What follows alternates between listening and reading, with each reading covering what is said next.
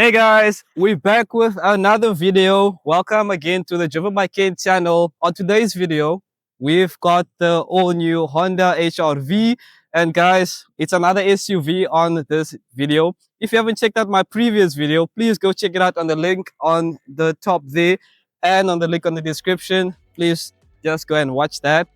Without wasting any of your time, just take a look at this Honda.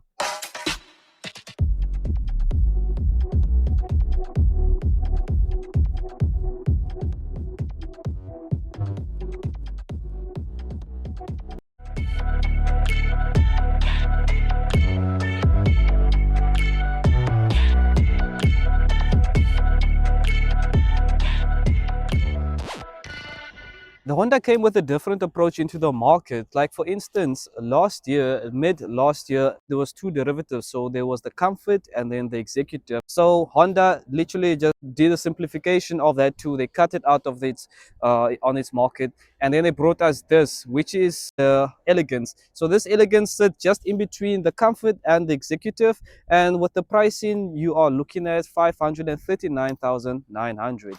Up front, you've got the beautiful Honda badging right there, and also with this beautiful body colored grille. Funny thing is that many people, when they see this car, they actually think that this is an electric, but guys, no, this is a 1.5 natural aspirated car. We've got daytime running lights right here, and then we've also got this beautiful striking just LED headlights, and also some spotlights there, and also just the bottom grille that's at the bottom there. And I just like this nice beautiful tone color that's just here at the bottom. It's actually cool. The HR-V sits on 18-inch alloys, and this is coated in the two-tone color as they call it. And on the side you've got this beautiful black heading right that runs all the way till the end. And I just like the finish of it, especially with this beautiful white color called the opal white percent. Yeah, that's what it's called. For me, just look proper white. Yeah, it looks very rich, especially there's no other car in its segment with this unique type of white color with that beautiful texture. You also have keyless entry into the car, so if you just don't want to be taking out your key, you can just go into the car, just touch on your door, and then you're inside. Like there, I just locked it for some reason because it was already open. So if you want to go inside, just open it by just touching that part on the door, and then you just make yourself comfortable and just go inside. And over to the rear, we've got the beautiful integrated door handle that's here just at the C pillar, which looks very nice. It reminds me more of the Toyota CHR. At the back, you also got this beautiful tail light that runs all the way to the other side of the car, and this looks very good once again at night. Like I've just been so impressed by just the presence it just has on the road. And also you just got your HR-V badging just to remind the people at the back of you that you are driving the HR-V, and this is not some Popeye car or anything. And you also got your PDC, your parking sensors here at the back. Alongside with that, with this part, I don't know what to actually call it, to be honest. It's a rear end, yeah, rear end tone, rear end, like the one that you saw in front. You get it here at the back as well. And they also got exhaust here at the back, just got one. Like, I mean, this is not designed to have sporty elements and all that, although it's got the beautiful shark fin. But other than that, it's just unique, it's just funky in the whole Honda range.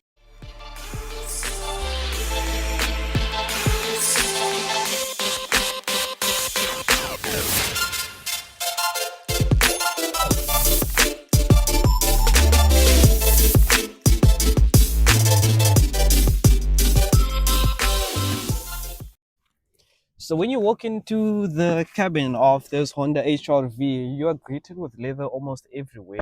So when you enter, you first greeted by this beautiful multi-function steering wheel. It's got everything on here. It's like a proper multi-function steering wheel. You've got your cruise control here, and it's not just cruise control, it's adaptive cruise control. And the thing I like about it is just how consistent it is with measuring the distance it has to keep with the person in front of you, and also at the, yeah, just in front of you basically. And also you got lane keep assist, and these sources. You can change your radio station, you can change to Android Auto, whatever device you use. If that's iOS, you can just change it to there. And also on the instrument cluster, you've got the 4.2 8-inch instruments cluster alongside the old analog dials. I don't know why at this price point you're getting analog dials, because I mean, if the instrument cluster, if that TFT screen, that 4.2 is digital, why can't you just make the whole thing digital? Doesn't make sense. So yeah, Honda, it would have just been best if they just kept it just digital throughout. So in this HRV, you get this 8-inch infotainment system which supports Android Auto and Apple CarPlay. And man, I really wish it had more stuff to do. It's a bit basic and it feels a bit off the market, especially like the way you see the car from outside doesn't make sense when you look at this infotainment system. You'd suspect that this has there's like a long screen running from the dashboard to the center console. You know, you get that buzz, right? Because it's in a segment where its competitors have so much tech for less price. Like for instance, we're talking about 530,000 rand, right? You can get yourself like literally like the Tiggo 8, you can get yourself the J Coupe, and there's like other cars as well that you can get. And the one that we reviewed last week, I think, the CX-30, that had a bit of, yeah, the infotainment system was actually very good. Like it made sense for the amount that you were paying on that one. But on this one, it doesn't really make that much sense. But yeah, we forgive them, we forgive Honda. So you basically can just toggle around. It's a very easy infotainment system to use. It's very user friendly. If you wanna like adjust your audio settings, you wanna adjust your bass. Like I love my music, I love my sound, and I really want to hear that deep, especially when you listen to deep house, you should hear that that nice bass rocking on your seat. Not that you get it in this, but yeah. So you got your volume as well there, and your display contrast. If you want the brightness to be increased, you can just increase it on your system. And also your display, sorry, your clock, you can just adjust it whatever time zone you want to adjust it to. And just on that, you got Apple CarPlay, and yeah, you got it's very responsive. It's very responsive. Well, I don't know what happened there, but it's responsive enough. It's not too bad. It's not too bad. And yeah, that's about it. And that's there's not really much to do on this. You can, another cool thing, if you want to change the display by changing the wallpaper, you can actually change it between blue, gray, red, and navy. Let's try navy and see how that looks. So with the Honda obviously being a family oriented vehicle, you also got beautiful layout designs right here. You got your piano black, and you also got your charging pad right there, and they make it very convenient for your occupants or your passenger to also change between type C and also a type A charger, so you can basically choose which charger you suits you or which charger you use. And you got storage compartments right there, and you got more storage compartments right there, some few dogs. And I like the fact that just the how this events are slightly like beautiful, like laid out, well thought of. Like just the simplicity that just runs here, I just like that. And the cool thing about the events on your sides, right? For instance, if you want the rear occupants at the back to also get a bit of the air, you're just gonna toggle that on the top knob, on the top signage there, and then that air will stop moving from this vent and move on this C vent that you see right there. So we just go past with your shoulder, and they can also get to experience that air, or yeah, that air or temperature. But about that, they don't really have to experience that because they already have one at the back. I'm going to show you guys when we get to the back seat. And the fun does not stop there. Honda got this like this cool party trick, which is called the Honda seat party trick. So basically, for you to get more space here at the back, you can just recline this seat and then just lift this up. And then the cool thing about this is that this locks it in place. You see that? So once this is in this position, it gets locked in place, so the thing won't flip all the way to the front. And then also here we can do the same thing. Okay, come on now. And that's that. Okay. Okay, that's that. Okay, cool. The mechanism is in place. Now you can do your push-ups here. Okay, let's not do that. But you get the idea. So basically, it has so much room here at the back that you can be able to fit in almost anything here at the back. This is the cool thing about the back seats. The rear occupants at the back have pretty much a lot of knee room, especially when I'm positioned in the seating position, right? I can already tell that someone who's a bit tall, someone who has much longer legs, they're gonna sit more comfortably here at the back. That's my driving position. I don't know if I've become more smaller or is the seat more to the front. I think a bit of both. There's enough leg room and also enough headroom. Well, again, it's a coupe, so I don't think a tall person will be like very comfortable when it comes to headspace here at the back. And the center seat, I feel like this is a seat which you normally let someone that you don't like to sit in the seat so they don't get to be comfortable. And in that aspect, you also get a seat belt that comes from the roof for the person seated in the middle. And it's not the comfortable seat, to be honest. And on top of that, you also got this center armrest here at the back. I don't know why it's a bit flimsy. I don't know if this is supposed to be like that, because I know it's supposed to be at least like positioned that way. And you got two cup holders, and yeah, basically this will be a two-seater once this is on this position. Awesome stuff. And you also got pretty much space for your bottles. There you go.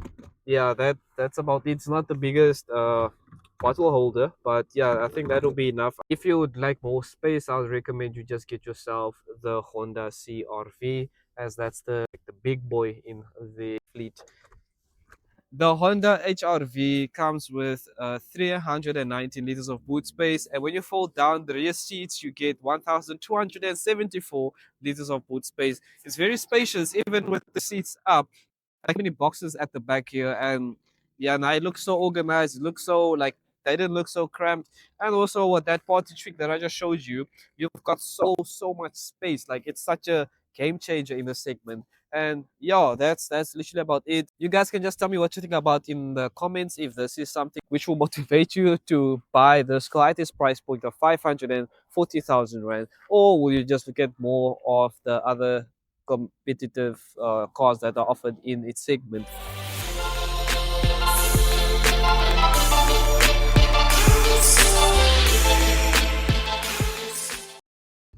I've been driving this HRV for the past few days, and the highlight for me about this HRV is just the drive quality that you get from it. Despite the engine being very noisy, in terms of engine, it's a 1.5 liter natural aspirated engine, right?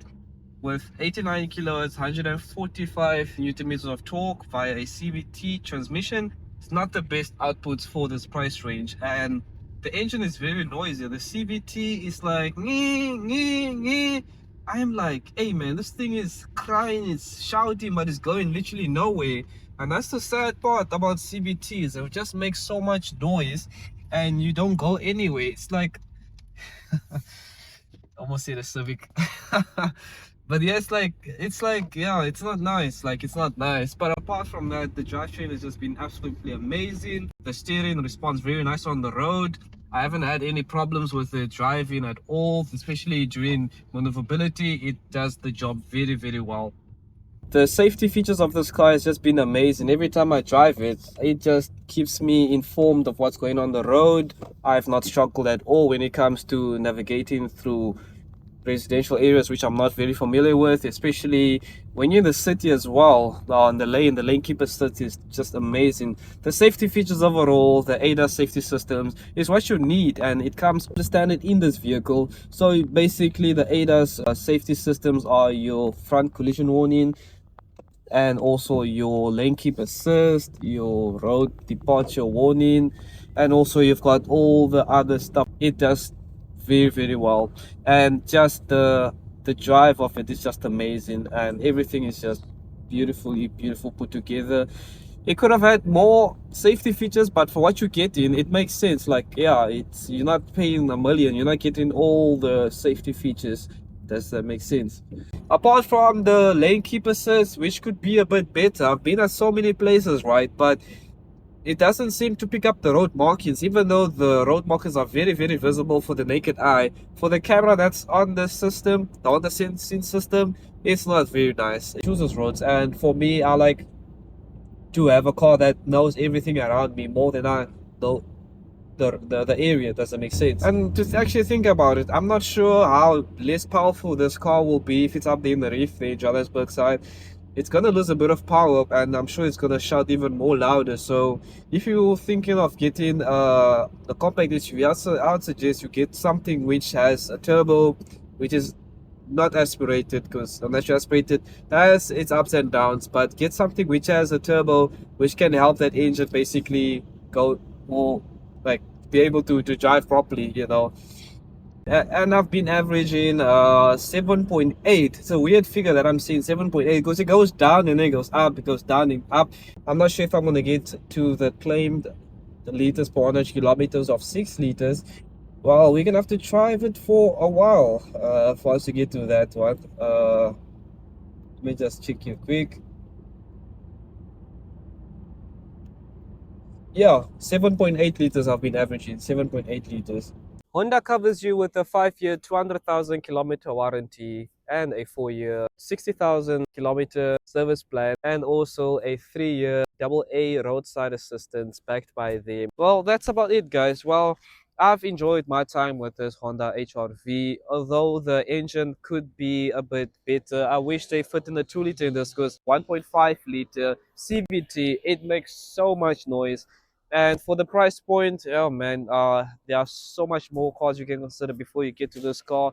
But obviously, they have their own audience. Well, if you would like it, just go to your nearest Honda dealership and you can get it from there and test it out. And you can obviously decide from there if you like it or not. But once again, this is not made for high speeds. This is just made for nice cruising. So if the engine will be a problem for you as well, go for the other competitors. If you have made it far on this video, thank you once again for just watching. If you haven't subscribed yet, please subscribe. This will help us get more cars onto the page. This is because of you guys subscribing. We got this car. So the more you subscribe, the more cars we get, and the more cars we'll be talking about, and just catching some humor with the cars, etc. And yeah, guys, thank you so much for once again for watching. If you haven't sent it to your friends yet, don't forget to send them. Eh? Tell them you know a guy called Kent, and it's got the channel called Driven by Kent. See you on the next video.